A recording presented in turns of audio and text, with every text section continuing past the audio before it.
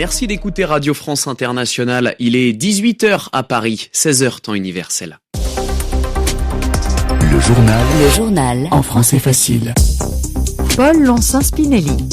À la une de votre journal en français facile, la Chine qui ne veut rien céder à Donald Trump au sujet des droits de douane. Pékin est la cible numéro 1 du président américain sur le plan commercial. Et derrière cette idée, Peter Navarro, le conseiller au commerce du dirigeant conservateur. Le portrait de cet économiste controversé dans ce journal. Pour la première fois depuis le début de la guerre avec la Russie, l'Ukraine dit avoir capturé des soldats chinois.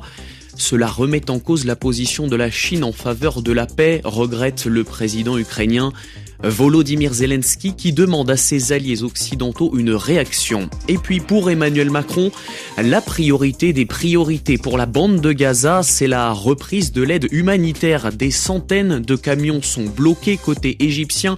Israël refuse d'ouvrir la frontière. Le président français et son homologue égyptien Abdel Fattah al-Sisi étaient auprès d'ONG aujourd'hui. De premières crispations, une première prise de distance dans le couple Donald Trump-Elon Musk. Le sujet de tension entre le président américain et le milliardaire, ce sont les droits de douane. Après avoir émis des réserves, critiqué cette politique, le patron de la marque de voitures Tesla a insulté son principal artisan, penseur, à savoir le conseiller au commerce américain Peter Navarro. Un crétin bête comme ses pieds, a lancé Elon Musk aujourd'hui. Peter Navarro, c'est un économiste de 75 ans. Il est diplômé de l'université américaine d'Harvard et faisait déjà partie de l'équipe présidentielle lors du premier mandat. Celui que Donald Trump célèbre comme le tsar des tarifs douaniers a un profil sulfureux, c'est-à-dire controversé, Nicolas Roca. Oui, en juillet dernier, il a fini de purger une peine de 4 mois de prison.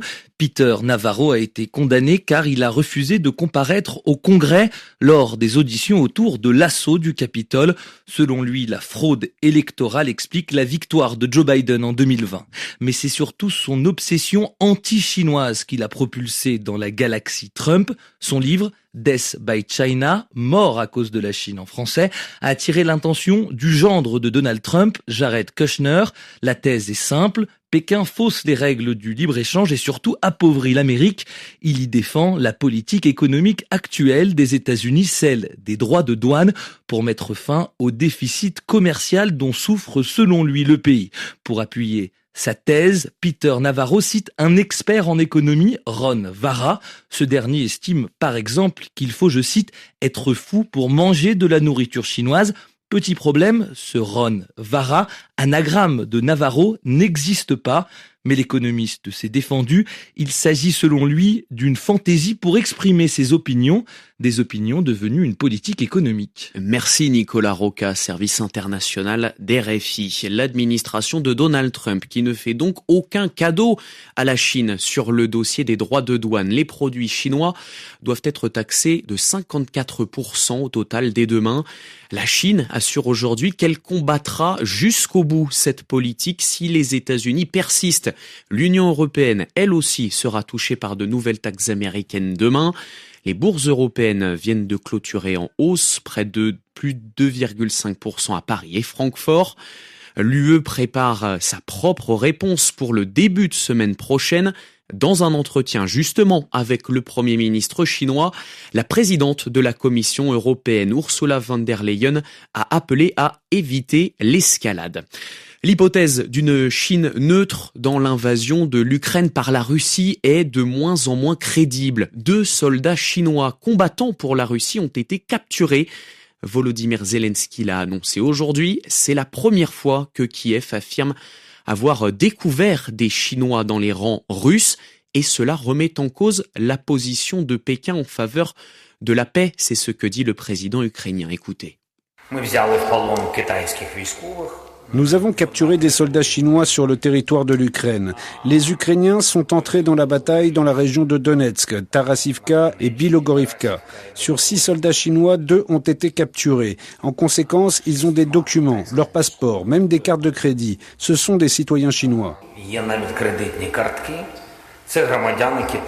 Volodymyr Zelensky qui a demandé des explications à Pékin et réclamer une réaction des Occidentaux. Autre allié traditionnel de la Russie, l'Iran se montre optimiste à propos d'un éventuel accord sur le nucléaire. Le chef de la diplomatie iranienne veut en tout cas y croire si les États-Unis font preuve de bonne volonté. Des pourparlers doivent démarrer à Oman samedi, des négociations indirectes, précise Téhéran. Cela contredit les propos de Donald Trump qui assurait hier que ces négociations seraient directes. Si les discussions traînent, sont trop lentes, l'option militaire sera inévitable, affirme Benyamin Netanyahou, Premier ministre d'Israël, ennemi juré de l'Iran. Emmanuel Macron, lui, presse Israël pour rétablir l'aide humanitaire face à une situation qu'il qualifie d'intenable à Gaza. Pour le président français, cette reprise de l'aide, c'est la priorité des priorités. Cette prise de parole intervient après un déplacement à El Arish, en Égypte, avec le président égyptien Abdel Fattah al-Sisi. Il s'est rendu dans un hôpital pour s'entretenir avec des patients palestiniens avant d'aller au centre logistique du Croissant Rouge égyptien. C'est là où sont regroupées toutes les ONG qui sont dans l'attente pour pouvoir de nouveau intervenir à Gaza. Valérie Gasse.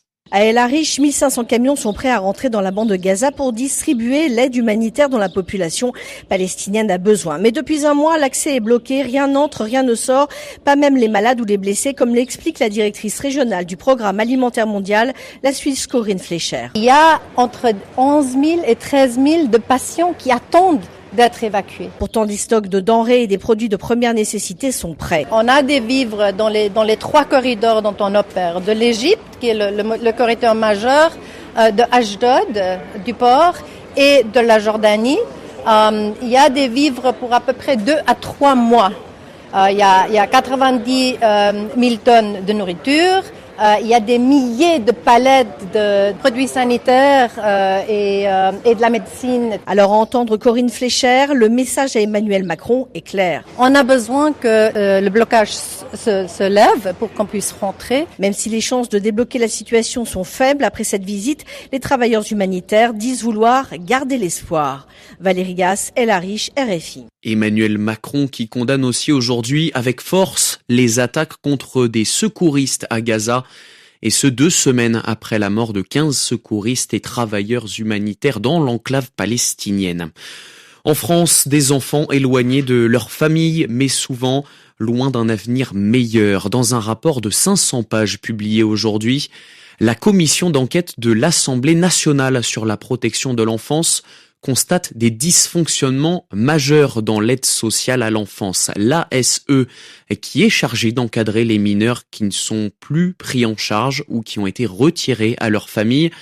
Ce sont donc au département de prendre en charge ces enfants, non pas à l'État, sauf que ce travail est souvent mal fait, d'après Isabelle Santiago, la rapporteure du texte, Tanita Fallet. Des bébés qui ne voient pas la lumière du jour faute de personnel ou des jeunes placés dans des hôtels inadaptés. La députée socialiste Isabelle Santiago dresse un triste constat pour les 400 000 enfants de l'ASE. Moi je dis on n'est plus à bout de souffle, on est dans le gouffre. Et là actuellement il faut vraiment un plan d'urgence, c'est ce que je propose. Après plus d'un an d'enquête, elle demande en priorité plus de personnel, plus de structures pour mieux prendre en charge les enfants. Et pour ça, il faut des moyens sur le long terme, insiste la députée. On a à regarder non pas à la prochaine élection juste le nez devant, mais pour une génération, il faut tout changer sur la protection de l'enfance. Et c'est l'ensemble des solidarités. C'est pour ça que je parle d'une loi de programmation enfance sur quelque chose qui serait de l'ordre quinquennal. Car ces jeunes sont souvent traumatisés et l'État doit les considérer comme victimes, selon Isabelle Santiago. C'est très important pour eux d'être reconnus comme victimes et que l'État puisse s'excuser. Et demande que les 92 recommandations du rapport soient examinées dès aujourd'hui par le gouvernement. Tanita Fallet, le journal en français facile, c'est terminé pour aujourd'hui. Merci à vous de l'avoir écouté.